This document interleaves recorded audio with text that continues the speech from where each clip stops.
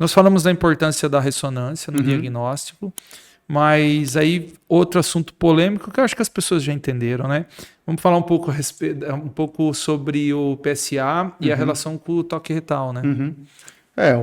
A gente, apesar desse arsenal terapêutico moderno que a gente tem falado, ainda do ponto de vista populacional e de modo preventivo, para expandir para todo mundo, a gente não precisa de grandes tecnologias e nem de exames caros.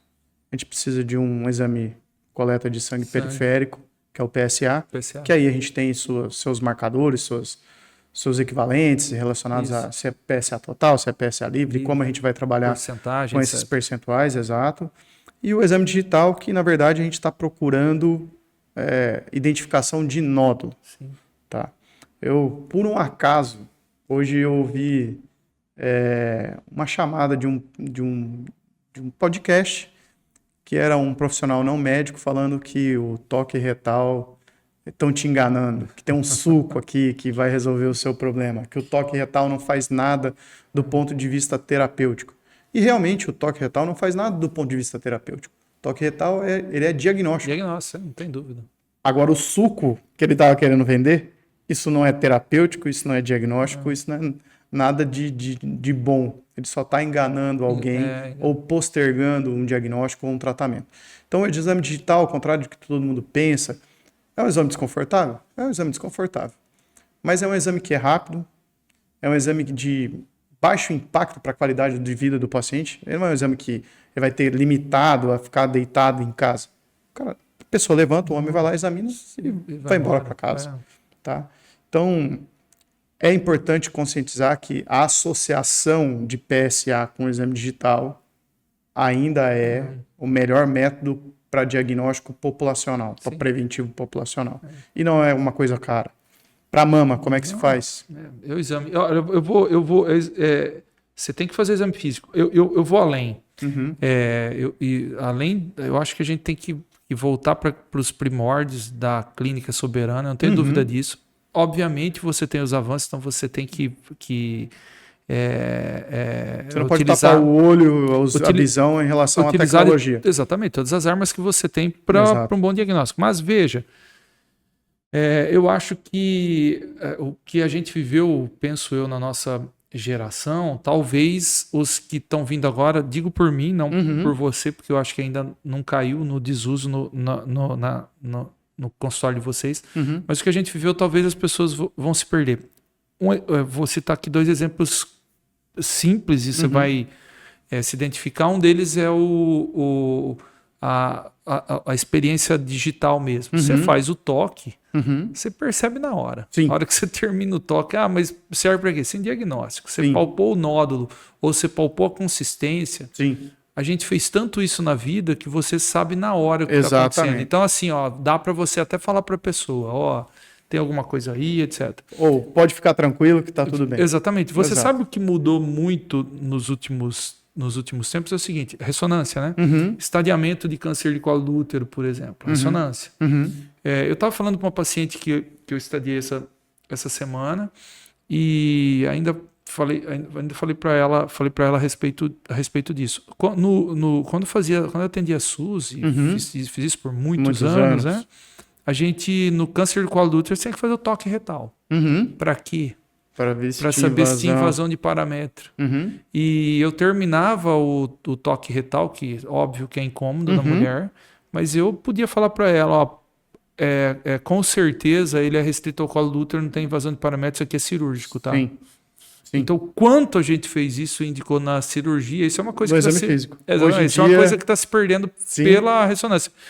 O que eu consigo, pela experiência que eu tenho no toque digital, obviamente meu filho, que está na faculdade, mesmo ele fazendo, se ele fizer, por exemplo, ginecologia, mesmo ele fazendo alguma coisa na área, ele vai lançar mão de outro exame, porque olha, eu vou colher a biópsia aqui, já vou te pedir a ressonância. Exato. Porque é mais fácil e mais rápido, entendeu?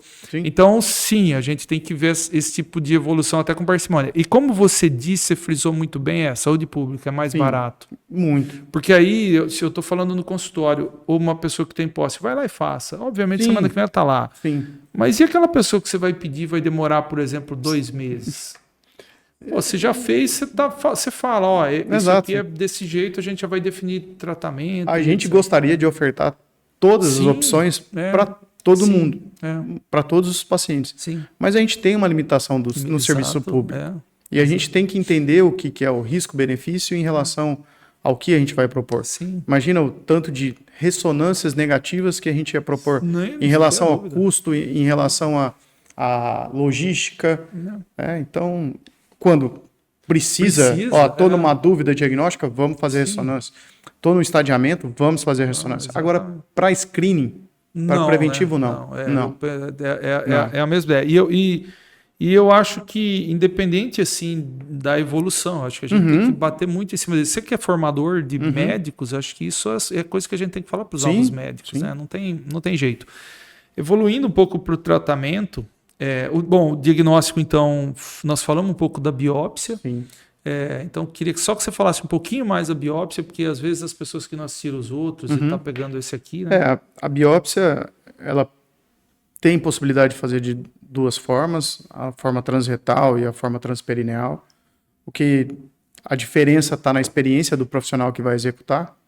Então, por experiência, nós lá da Urolaser, tanto eu quanto o Fernando, a gente faz exclusivamente as biópsias transretais.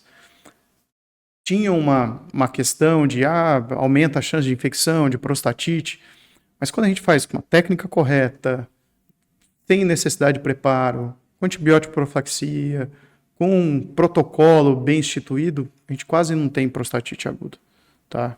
Então, assim, existe um risco maior? Existe, como qualquer procedimento, mas se a gente faz com bons protocolos e com bastante experiência, como a gente tem, vocês têm, né? A gente tem pouquíssimos resultados adversos em relação ao procedimento.